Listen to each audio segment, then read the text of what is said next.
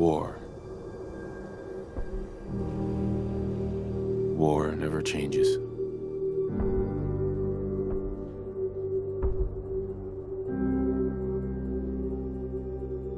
In the year 1945, my great-great-grandfather, serving in the army, wondered when he'd get to go home to his wife and the son he'd never seen. He got his wish when the US ended World War II by dropping atomic bombs on Hiroshima and Nagasaki. The world awaited Armageddon. Instead, something miraculous happened. We began to use atomic energy not as a weapon, but as a nearly limitless source of power. People enjoyed luxuries once thought the realm of science fiction. Domestic robots, fusion-powered cars, portable computers. But then, in the 21st century, people awoke from the American dream. Years of consumption led to shortages of every major resource. The entire world unraveled. Peace became a distant memory. It is now the year 2077. We stand on the brink of total war. And I am afraid. For myself, for my wife, for my infant son. Because if my time in the army taught me one thing,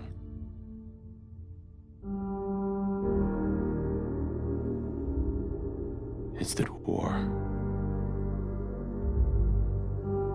never changes.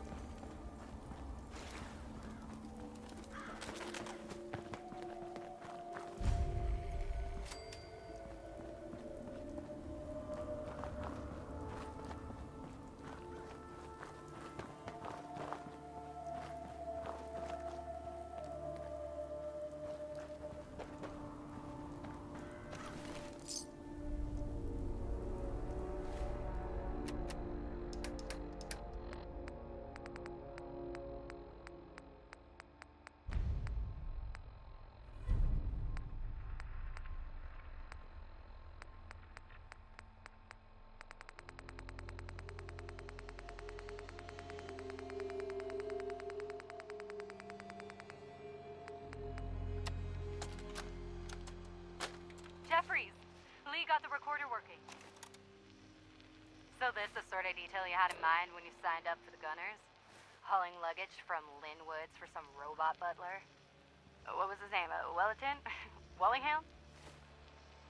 Not in the private. Where's Connors? He's not at his post. Oh, sorry, sir. The lieutenant said he found some tracks. Wanted to check them out. Private Martin. Tracks? What track?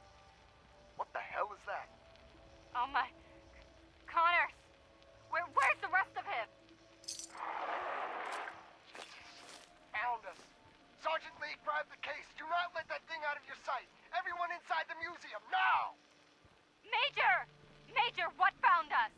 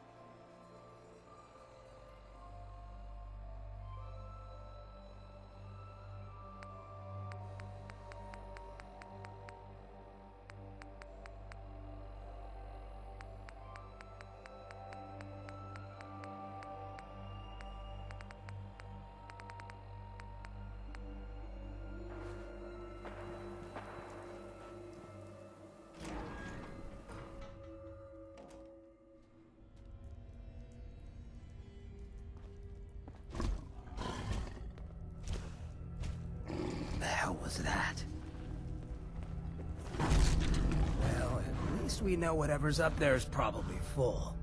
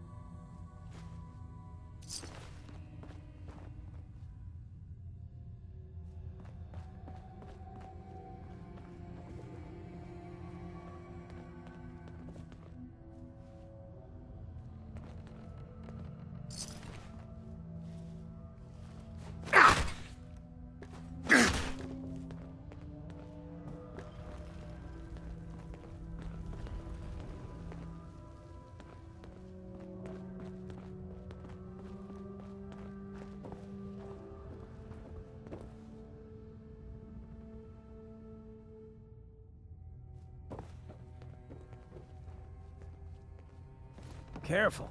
You don't know where that's been.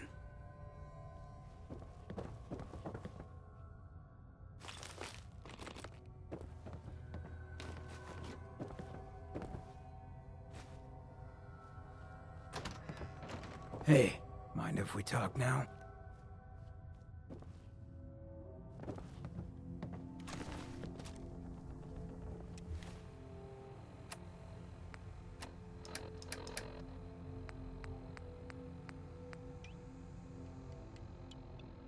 Hey, mind if we talk now?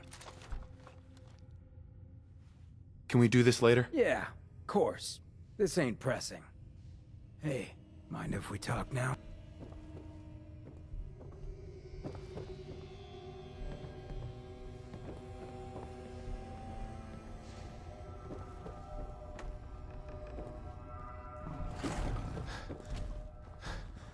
Yes.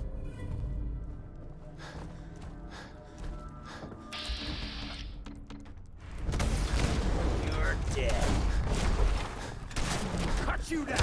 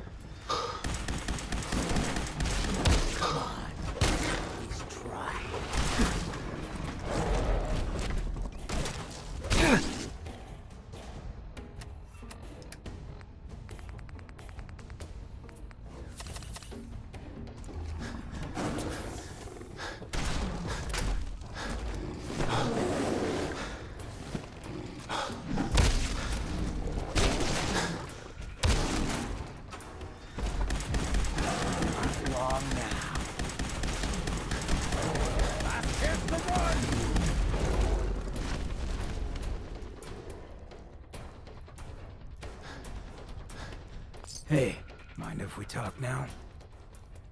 Of course. What's up? Look, I needed to mention. Just you taking care of Bobby. I ain't proud of having to put you through that. That sort of dictatorial shit ain't usually my style. She tried to dupe us both. Dealing with her was the right move. True, but it doesn't change the fact that she's out of the picture because of us. Hell, that sort of bull's the whole reason I became mayor in the first place. Some ass named Vic ran the town for I don't know how long before that. Guy was scum. Used us drifters like his own personal piggy bank. He had this goon squad he'd use to keep people in line. Every so often he'd let them off the leash, go blow off some steam on the populace at large. Folks with homes could lock their doors, but us drifters, we got it bad. There was one night, some drifter said something to them. They cracked him open like a can of cram on the pavement. And we all just stood there, did nothing. Was there no one who could have helped? Who knows? Maybe. Honestly, we were all so terrified we couldn't bring ourselves to move until it was over, let alone get help. I felt like less than nothing. Afterwards, I got so high, I blacked out completely. When I finally came to, I was on the floor of the old State House, right in front of the clothes of John Hancock. John Hancock, first American hoodlum and defender of the people. I might have still been high, but those clothes spoke to me, told me what I needed to do. I smashed the case, put him on, started a new life as Hancock. After that, I went clean for a bit, got organized, convinced Cleo to loan me some hardware. Got a crew of drifters together and headed out into the ruins. Started training. Next time Vic's boys went on their tear, we'd be ready for them.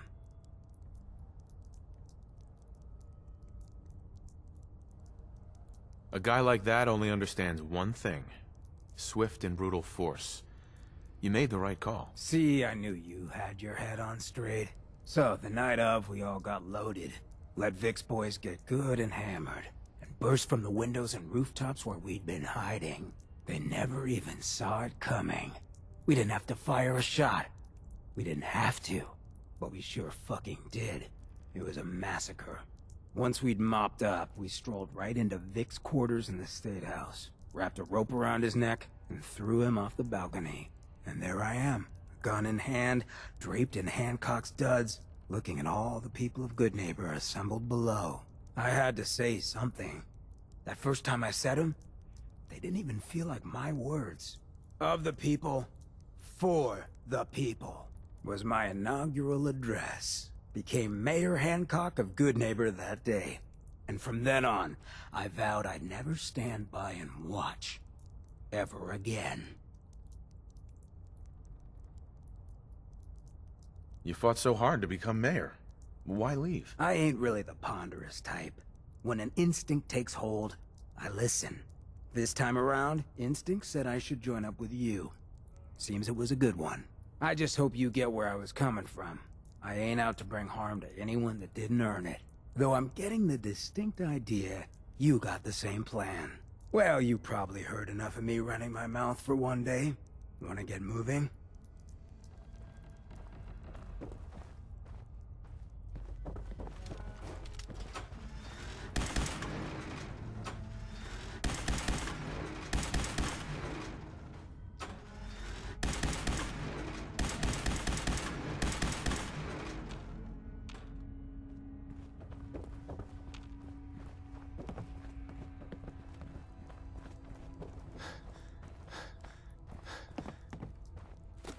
lot of those left in that kind of condition.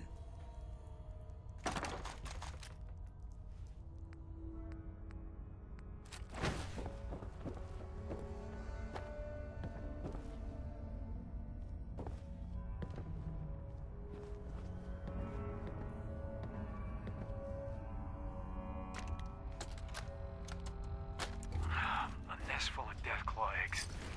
A dozen, maybe more. Smashed to bits. Except this one. No wonder they wouldn't tell us what was in that case. If I'd known, I would have personally told the gunner bosses and that glorified liquor cabinet Wellingham to take those Diamond City caps and stuff them. I guess we know why the Deathclaw tracked us all the way from Linwoods now. They stole their damn kids.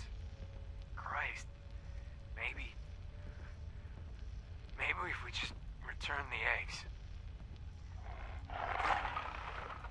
Oh, hey, Mama. You looking for this?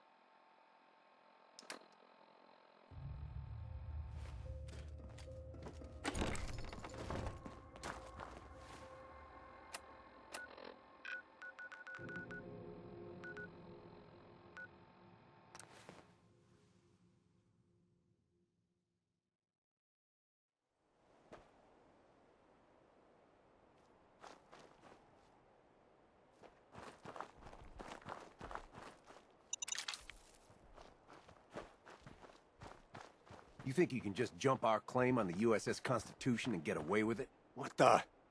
Let's...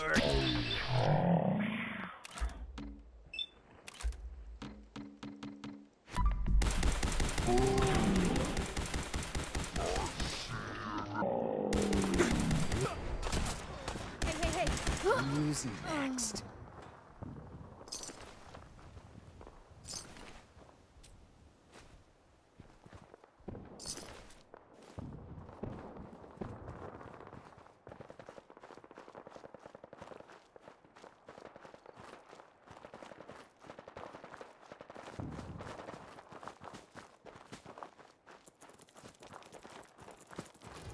Could use a...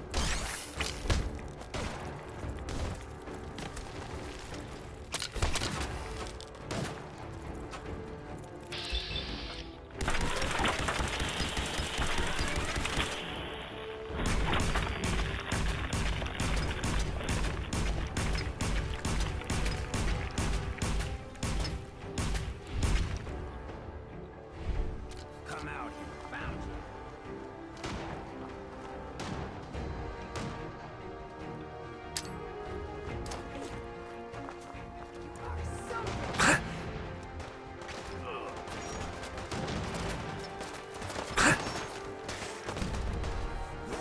Wish this was a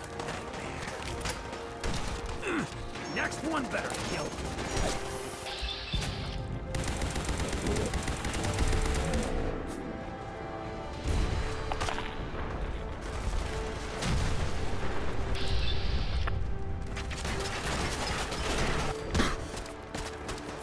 They're carrying you out.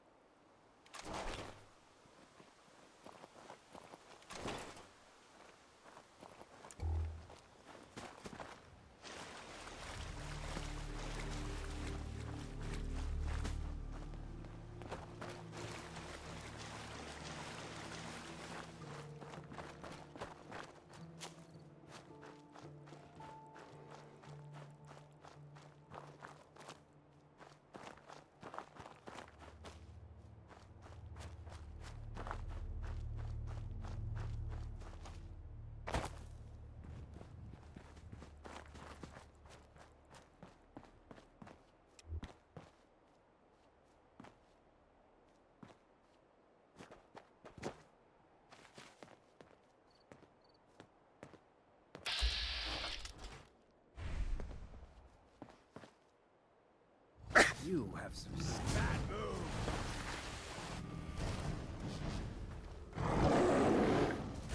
Now how about we get the hell out of here before that thing decides to feed us to its young?